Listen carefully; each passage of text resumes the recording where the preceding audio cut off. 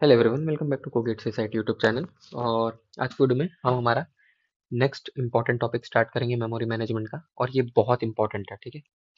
हम स्टार्ट करने वाले पेजिनेशन। इस पे बहुत क्वेश्चंस आते हैं न्यूमेरिकल्स, तो ये अच्छे से इसको करना है हमें, है ना। पेजिनेशन का आज मैं आपको कंसेप्ट बताऊंगा। नेक्स्ट वीडियो से हम लोग हमारे जो मेन है हमारा टारगेट दैट इज न्यूमेरिकल्स, हम उसको देखेंगे। और उसके पहले आपको पेजिनेशन पता होना चाहिए, है ना, क्या होता है। तो आज की वीडियो में बस वही मैं बताऊंगा, ठीक है। तो देखो, जनरली हमने क्या पढ़ा है कि हमारे पास में प्रोसेस होती है, ठीक है। और वो प्रोसेस जो रहती है उनके पास उनकी ना हमारे पास में दो टाइप की मेमोरी चलती है। एक होती है हमारी वर्चुअल मेमोरी और एक होती है हमारी फिजिकल मेमोरी, है ना।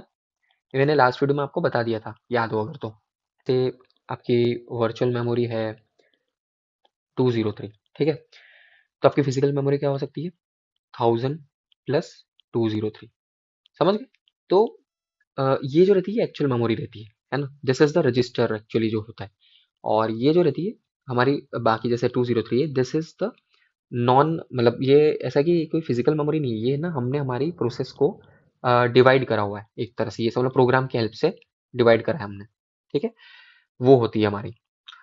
तो अब क्या होता है, देखो, पेजिनेशन में क्या होता है, हमारे पास में ये एक प्रोसेस रहती है ना। और उसके अंदर ना ये उसकी मेमोरी है पूरी, है ना। तो उसके अंदर ना हर एक मतलब उसमें ना पेजेस में डिवाइडेड रहती है। हर एक पेज जो है that is some kind of memory.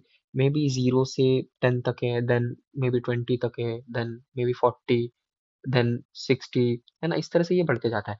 तो ये वर्चुअल मेमोरी टाइप रहता है। ये पेजेस जो रहते हैं these are virtual, these are not physical, ठीक है। और जनरली दो चीज दो दो टर्म्स यूज होती है। एक होता है पेजेस, है ना, और एक होता है फ्रेम्स। अब ये दोनों क्या होता है वो मैं बताता हूँ। पेजेस जो मैंने आपको बता दिया वर्चुअल में रहता है ना। ये हमारी वर्चुअल डिविजन्स हैं। और ये जो होते हैं यहाँ पर जो पेजेस लिखे ना, these are similar to frames. और फ्रेम्स मतलब क्या हो गया, समझ में आ गया होगा। क्योंकि ये हमारा, ये देखो, ये कलेक्शन ऑफ फ्रेम लिखा हुआ है। क्योंकि हमारा मेन मेमोरी है, this is the physical memory, this is the actual memory. तो उसके अंदर जो जो पेजेस रहते हैं that these are known as frames, ठीक है। तो अगर कभी किसी क्वेश्चन में बोला गया है कि फिजिकल मेमोरी में आपके इतने पेजेस है, दैट मीन्स कि they are task telling you about frames, ठीक है।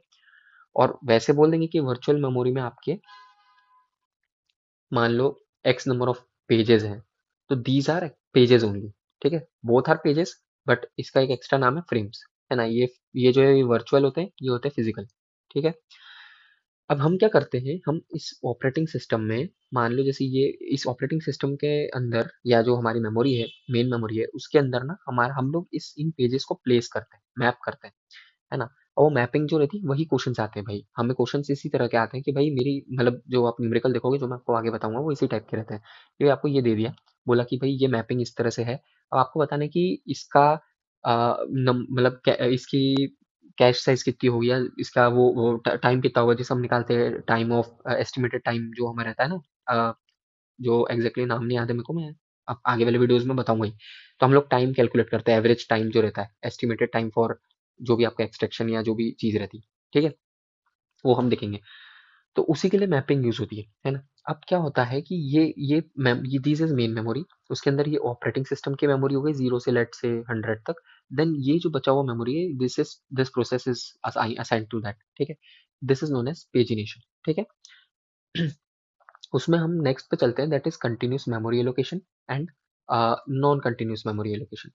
तो कंटिन्यूस मेमोरी एलोकेशन क्या होता है, देखो यहाँ पे लिखा हुआ है 1 फ्रेम = 1 KB, गिवन रहता है क्वेश्चन में मोस्टली, ठीक है। और फ्रेम साइज पेज साइज की मोस्टली 99% टाइम्स जो है ये सेम ही रहती है, ठीक है। अभी अगर मेंशन नहीं है ना, तो you consider these two as same. अगर अगर मेंशनड होता है ना, वैसे तो क्वेश्चंस क्लियर रहते हैं काफी गेट में, बट अगर कभी नहीं भी है तो उससे समझ जाना कि भाई ये बाय डिफॉल्ट ये लेना है। नहीं तो वो मेंशन कर देते, हो सकता है वो बोले कि 1 frame size = 2 page size, may be they can, है ना। वो डिपेंड करता है क्वेश्चन पे। तो ये है हमारा कंटिन्यूस मतलब ये है हमारा इसका जो थोड़ा सा एक इंपॉर्टेंट बेसिक सा था। हम देखते हैं कंटिन्यूस मेमोरी एलोकेशन क्या होता है। तो देखो, हमारे पास में प्रोसेस P1 है, P2 है, P3 और P4 है। हमारे पास में एक मेन मेमोरी है, ठीक है। अब हम क्या करते हैं, हमारी प्रोसेस P1 के पेजेस है मान लो 4, है ना, और ये P2 के पेजेस है 4। तो ये 4 पेजेस हम यहाँ पे प्लेस कर रहे हैं, ठीक है। अब कंटिन्यूस मेमोरी एलोकेशन क्या बोलता है कि भाई ये 4 पेजेस हम कंटिन्यूसली प्लेस करेंगे, कंटिन्यूसली, मतलब ऐसा नहीं होगा कि ये पेज ऐसा है, ऐसा नहीं हो सकता कि ये पेज आज यहाँ प्लेस्ड है और मान लो ये पेज इस जगह प्लेस्ड है, ठीक है, दैट इज नॉट पॉसिबल। सो अगर एक प्रोसेस है तो उसके सारे पेजेस कंटिन्यूसली अवेलेबल होंगे, मतलब +1 करूंगा तो मुझे उसका नेक्स्ट मेमोरी मिलेगा, उसका +1 नेक्स्ट मेमोरी, उसका +1 नेक्स्ट मेमोरी, तो दिस विल बी देयर, ठीक है। नाउ हमारे पास प्रोसेस 2 है। प्रोसेस 2 क्या करेगी, वो भी सेम करेगी कि भाई यहाँ पे आ जा, है ना, यहाँ पे P2 P2 P2 P2 के 4 पेजेस हैं, चारों असाइन हुए, सिमिलरली P3 और P4, so this is known as continuous memory allocation, ठीक है। Now moving to the non continuous memory allocation, it's just opposite of continuous. तो क्या होता है नॉन कंटिन्यूस में, आपके मान लो जैसे ये तो हमारे सेम ही है ना, आप इस प्रोसेस को कंसिडर कर लो। इस प्रोसेस में क्या है, मान लो देखो कुछ पेजेस P5 के यहाँ पर हैं और कुछ पेजेस P5 के यहाँ पर हैं, समझ गए, 4 पेजेस इधर हैं, 4 पेजेस इधर हैं, बीच में P3 आ गया। तो इस टाइप ऑफ एलोकेशन जो रहता है, this is known as non continuous memory allocation, है ना। तो इसमें फिर हमारे मैपिंग लगती है कि भाई इसमें यहाँ से मान लो P5 के बाद में मैं कहाँ पर जाऊँ कि कहाँ पे ऐड कर क्या ऐड करूँ कि मुझे इसका ये वाला एड्रेस मिल जाए। तो this mapping is comes in the place, ठीक है। तो इस तरह से हमारा पेजिंग का बेसिक है ये, मतलब अभी मैंने बेसिक बताया। हमारा नेक्स्ट वीडियो में हम इसके पेजिंग के न्यूमेरिकल्स वगैरह थोड़े देखेंगे, कुछ और पेजिंग के रिलेटेड जो कंसेप्ट है वो देखेंगे, है ना। मोस्टली न्यूमेरिकल्स ही आते हैं तो न्यूमेरिकल्स पे मैं फोकस ज़्यादा कराऊंगा, है ना, 2-3 अलग अलग टाइप के कंसेप्चुअल वाले क्वेश्चंस कराऊंगा, ठीक है, ताकि आपको कोई न्यू कंसेप्ट क्वेश्चन की हेल्प से समझाऊंगा तो अच्छे से समझ में आएगा, है ना। तो आज की वीडियो के लिए इतना ही। अगर आपको वीडियो अच्छा लगे तो प्लीज़ इस वीडियो को लाइक एंड शेयर करें, चैनल को सब्सक्राइब जरूर करें और मुझे बताएं मैं कैसे इंप्रूव कर सकता हूँ। Thank you.